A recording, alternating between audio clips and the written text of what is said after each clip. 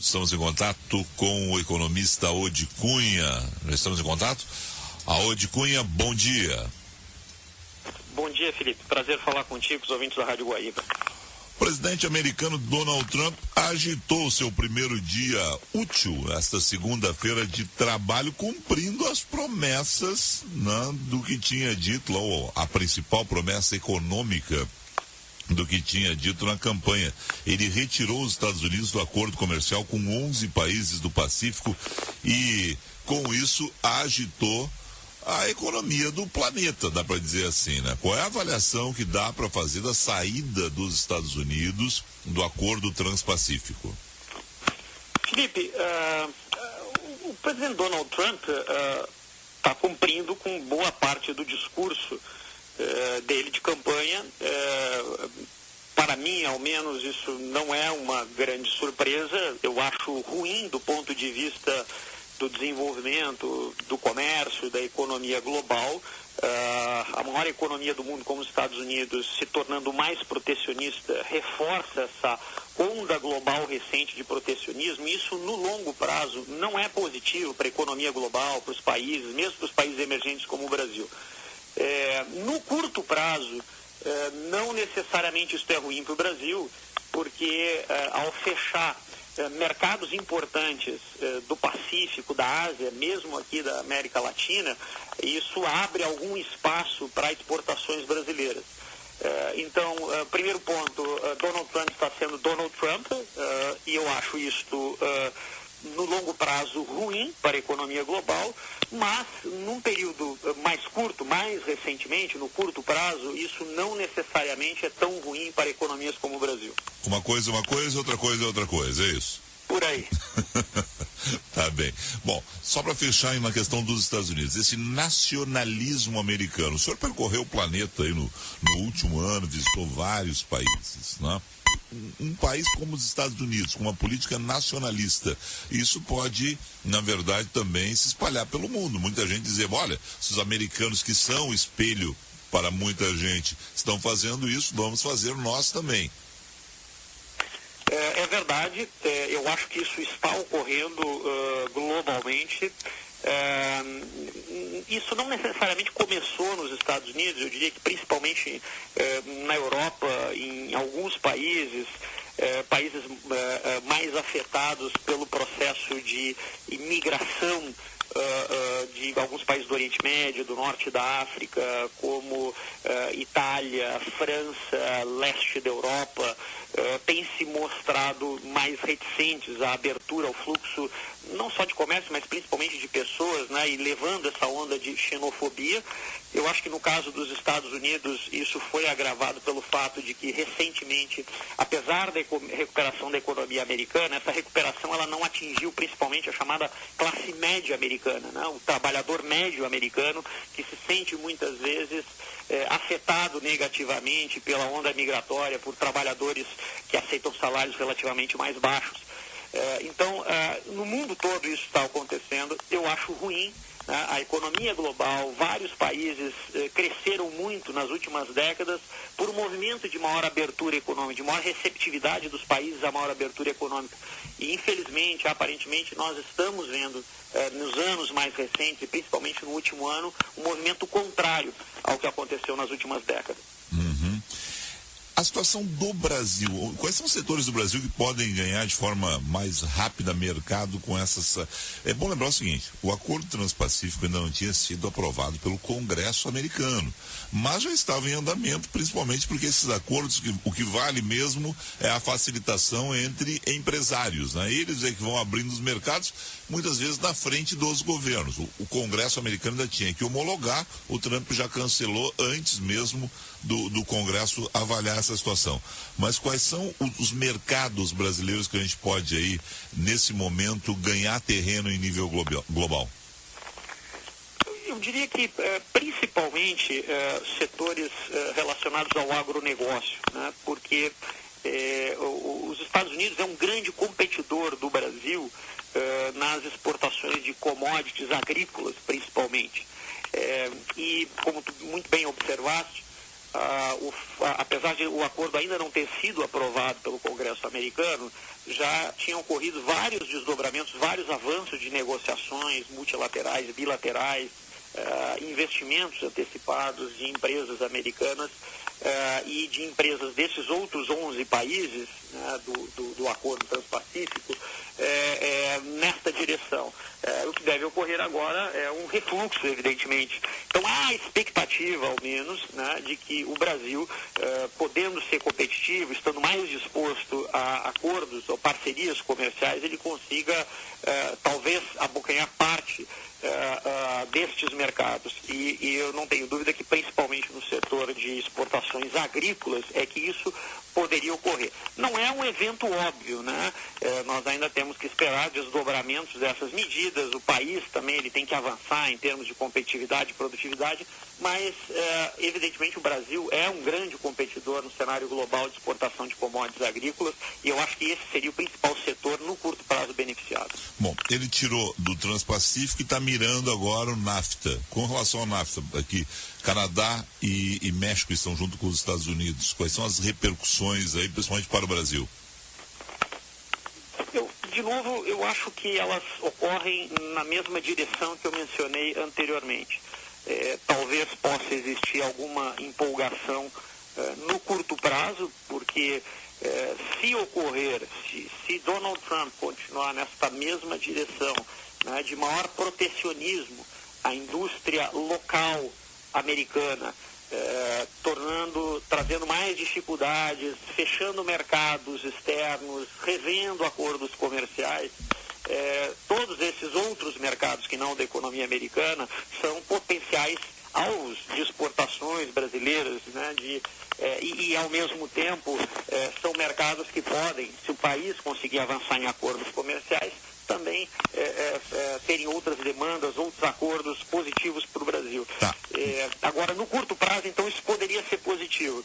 Por outro lado, eu vejo com preocupação esse movimento americano, porque, como também já bem mencionaste, é um movimento que pode influenciar fortemente outros países a fazerem o mesmo, né?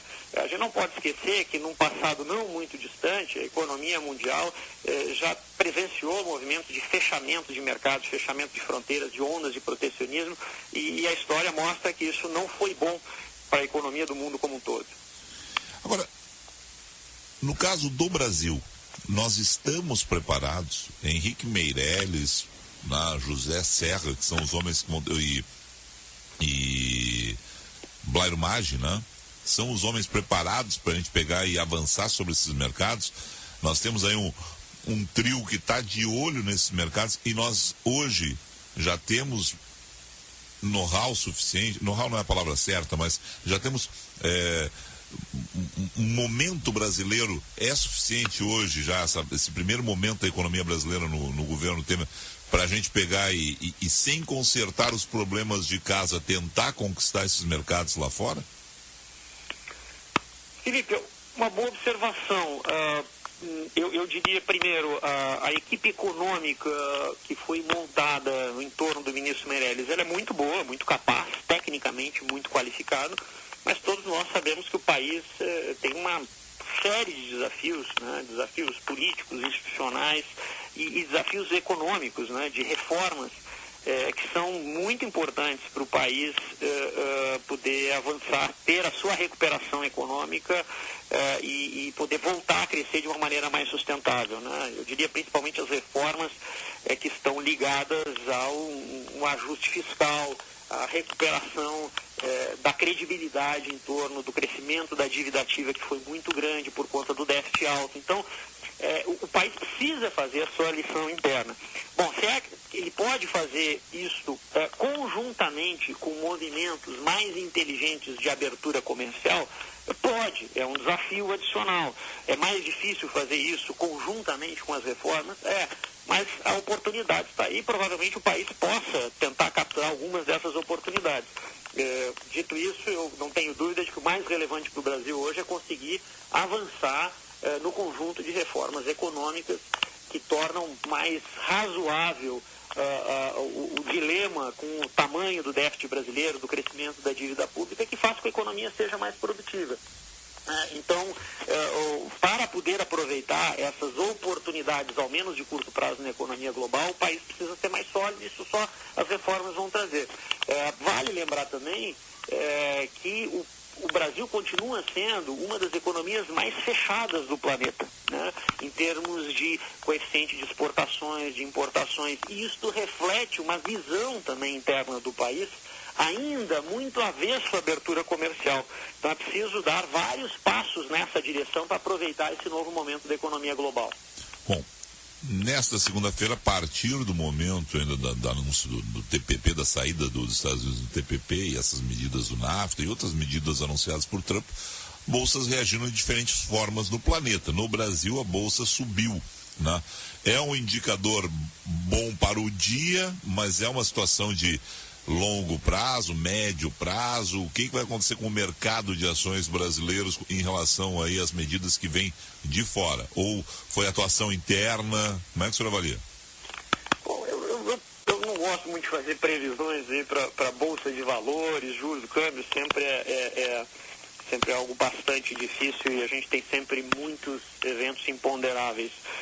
O que eu acho que dá para explicar em relação ao que ocorreu ontem é justamente essa avaliação do mercado que ocorreu, de que no curto prazo, né, no imediato pós-fechamento de mercados com a decisão do Donald Trump, há uma avaliação de que o Brasil possa ser beneficiado em setores como siderurgia, mineração, né, e principalmente commodities agrícolas. Então, há uma ideia de que países emergentes que não haviam participado desses acordos comerciais, é o caso específico do Brasil na região, o Brasil é o principal caso, possam se beneficiar da abertura de novos mercados, ou possam acessar de uma maneira mais vigorosa novos mercados.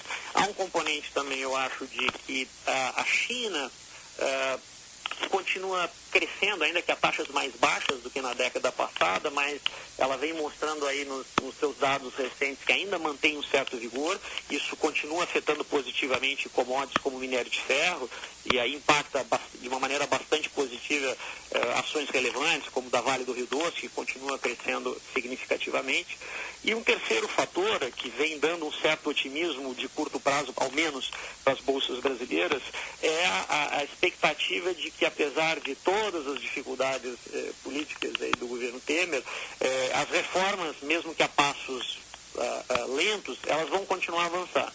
Agora há toda uma discussão sobre reforma da Previdência e há uma expectativa do mercado que, de alguma maneira, essas reformas elas vão continuar avançando. Então há um cenário, ao menos de curto prazo, favorável e Bolsa de Valores vem subindo mais acentuadamente, né, nos últimos dias, já nos últimos meses. Há um cenário também favorável de queda da inflação, mais acentuada do que se esperava. Isso vem refletindo numa expectativa de que os juros vão cair mais acentuadamente, e os juros caindo mais acentuadamente é mais um componente que diz que o crescimento, ainda que lento, pode começar a vir mais à frente. Bom, só para fechar com relação ao Brasil, esse acordo da negociação das dívidas dos estados, o Rio de Janeiro está mais avançado, o Rio Grande do Sul está na fila hoje, Sartori e Feltz estão em Brasília para negociar, inclusive com Henrique Meirelles e equipe econômica. Como é que o senhor está acompanhando isso?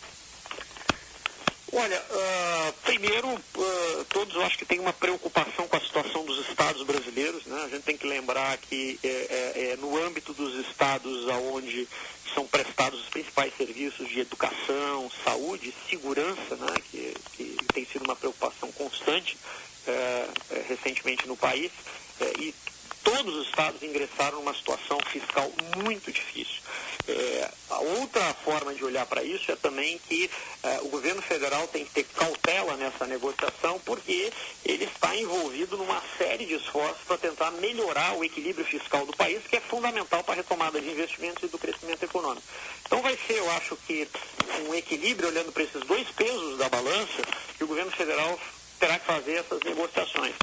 Pelo que eu tenho acompanhado e visto, são negociações que exigem ajustes duros por parte dos estados, mas em algum momento, se os estados aceitarem e conseguirem, né, porque precisam muitas vezes de aprovações das suas assembleias, fazerem esses ajustes, eu creio que o governo federal não vai escapar de ter que dar algum socorro, algum alívio financeiro, pelo menos de curto, médio prazo, para esses estados, porque a situação ela fugiu do controle dos próprios estados para conseguirem administrá-la.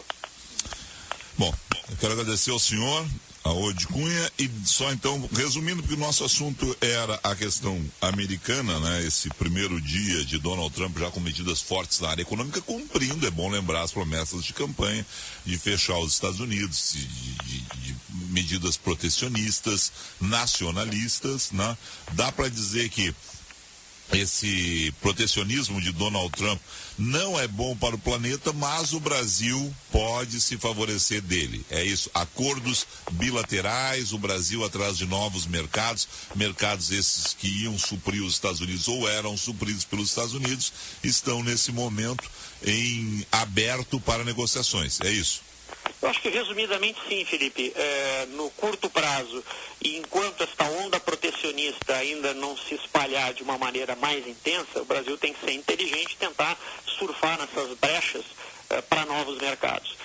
No longo prazo, eu espero que o mundo consiga reverter essa tendência, que ela é bastante danosa para o crescimento econômico global ao longo de anos, décadas.